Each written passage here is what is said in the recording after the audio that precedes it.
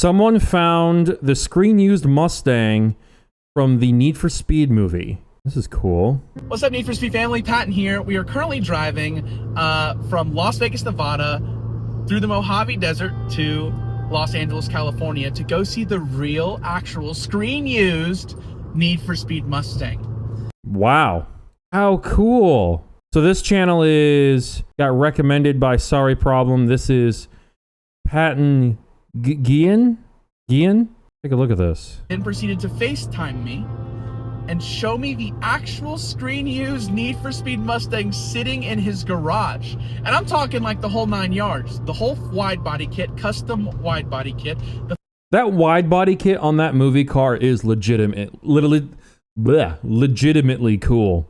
It's like an even bigger version than the factory Shelby GT500 S197 wide body kit you could get from Shelby American. It's like that, but even more crazy. Literally, there was a custom-made drift brake built in for the stunt driver Tanner Faust to drift around in the movie. I mean, that's pretty cool too. Let's get right into the reveal. Oh my. That sounded like Linkin Park. Are you trying to get us all sued? My God, did you see that? I can hear Linkin Park. I can't watch this. Dude. That looks really cool just going down the road, actually. Look at that. Not my taste in wheels, but the wide body is just so cool. And the grille lights, I just like the way it looks. Thanks to Gone in 60 Seconds, I've been thinking about Mustangs a lot lately. Ain't that just something? Look at that. What a cool thing. I honestly am surprised any of these cars are still intact. It looks really mint for a movie car. Look at that thing. That's really cool. How many views does this have?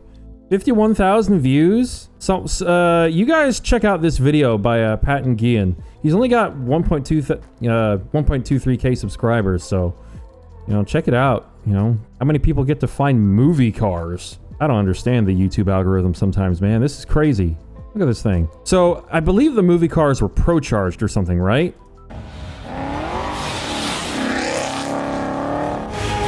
That sounds so cool. Sweet, dude. That's cool. They caught the Czech driver who took an F1 car out for a spin on the road. Ladies and gentlemen, we got him. Do you guys remember that? That driver in the Czech Republic, I think it was, who took a real F1 car out for a spin on the road. I don't even know how you do that without getting into an accident, but... because that was ages ago. How long ago was that? Since 2019. That's crazy.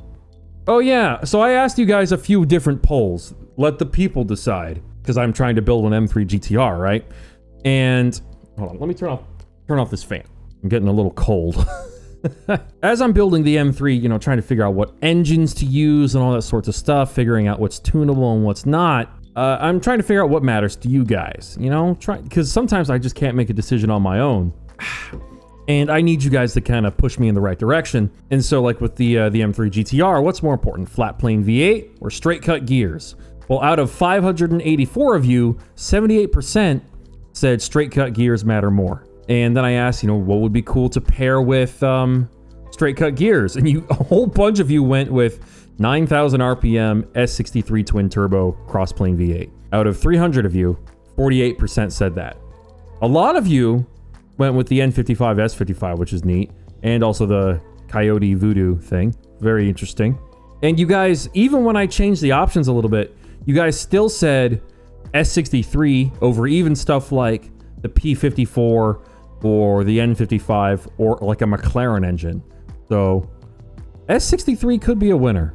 Oh yeah, a random video one time got... I don't understand the YouTube algorithm. A random video got pushed from ages ago and suddenly got like a ton of views and got me a bunch of subscribers. The Tommy Kyra ZZ first gen is interesting. Got a Nissan SR20. It sold from 96 to 2000. 5-speed manual, 200-ish horsepower. Interesting. Not my style in terms of aesthetics, which is pretty important to me, but it's interesting. Finding a car I haven't heard of. This is me not being able to make up my mind because I found... What's this? Oh, this is an E92 M3 with a Drenth DG500 transmission, straight cut gears. And you've got the S65 in it. And I remember this sounding really, really good. So do I just go S65? Or do I go S63? I can't make up my dang mind. It sounds so cool.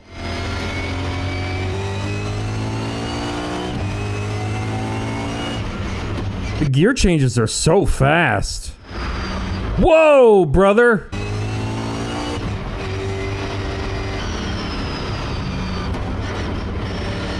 The downshifts are interesting.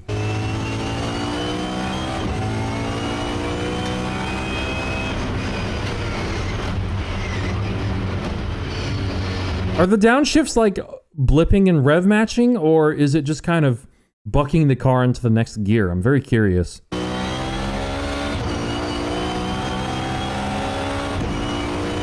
Is he pushing the shifter forward to shift? That's interesting.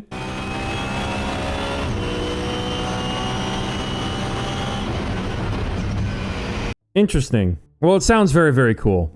Maybe that would sound really cool with the S63. I don't know. With the S65, you can do the internal, you know, the ITBs and all that. And you can really get that induction noise. Something I did also learn is that if you're using something like Haltech, which is, I would imagine you're at least using something like Haltech or Motec or something like that with something like this. Because I was looking at dog boxes, and I guess with dog boxes, you can add auto rev matching for downshifts, but it's a little finicky. And it can only work if you have like your foot on the brake or something. You have to like add like certain conditions to make it happen so that it doesn't just happen when you don't want it to, I guess. The 2004 Nissan Option Stream Z is an insane 350Z. This modified 350Z has a T88 turbocharger and makes nearly 1,000 horsepower. Well, if I remember everything about the T88 correctly, considering how crazy the T78 was, the T88 is enormous. Is ridiculous. If we're talking about the Trust turbos, like the Trust T78, the SPL and all that. You got the top secret body kit. It got totaled before it could do a high-speed run on public roads. I like the 350Z, man. The Mazda Furai is a very cool car. You won't hear me disagree. Here's the 9000 S63 again. It sounds super cool. The owner is TimeBomb6 on Instagram.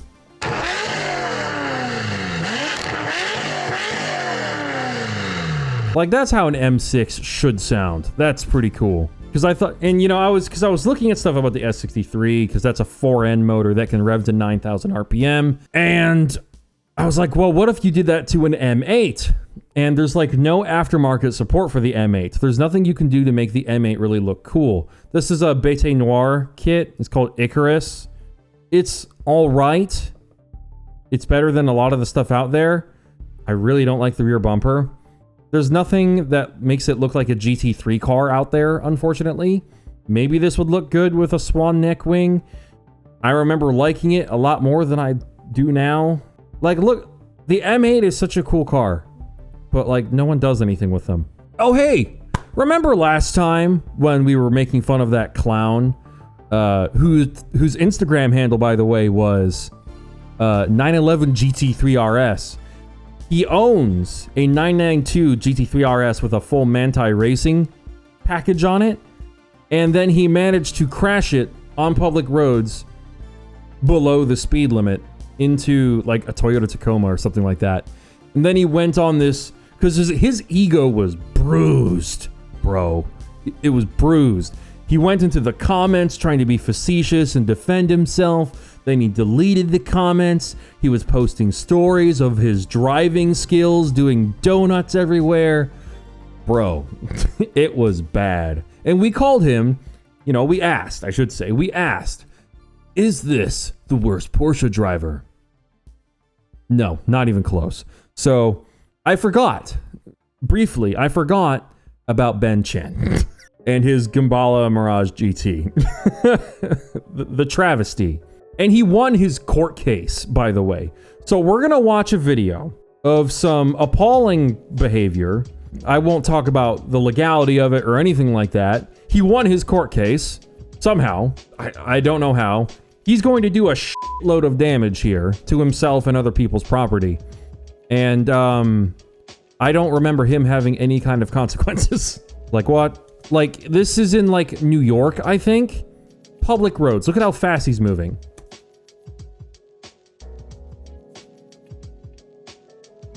Being able to move a stationary minivan with a lightweight sports car that hard and that fast, you gotta be hauling ass.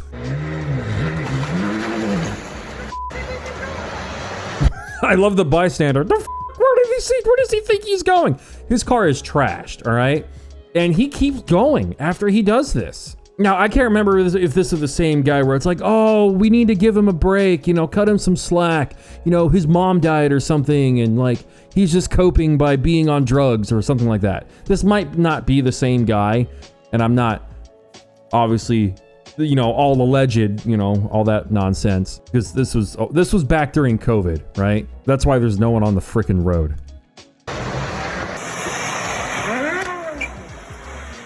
Oh, it sounds so good too, this poor car. This is the only version of the Carrera GT I like. I don't really like the Carrera GT all that much. It's just not a very good looking car to me.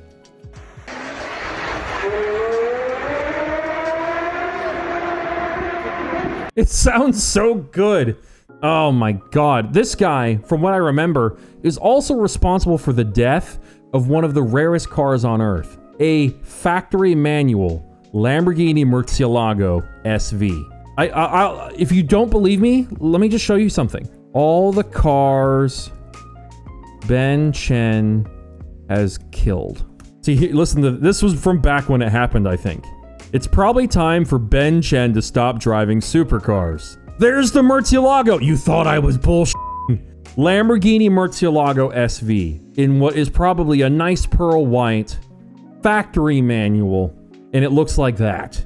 That's what the Gambala Mirage looked like. Worst Porsche owner ever. Just worst car owner ever. Former Gold Rush Rally co-owner Ben Chen. That's a McLaren? I thought that was a Lamborghini Gallardo.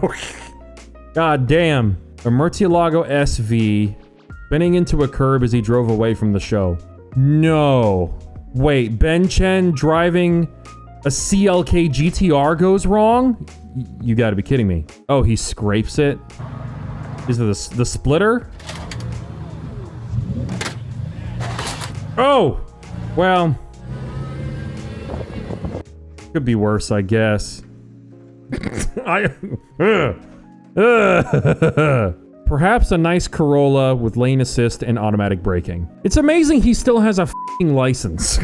Oh my god. Anyways, worst Porsche owner. I just thought I would clear the air on that in case you guys started coming after me.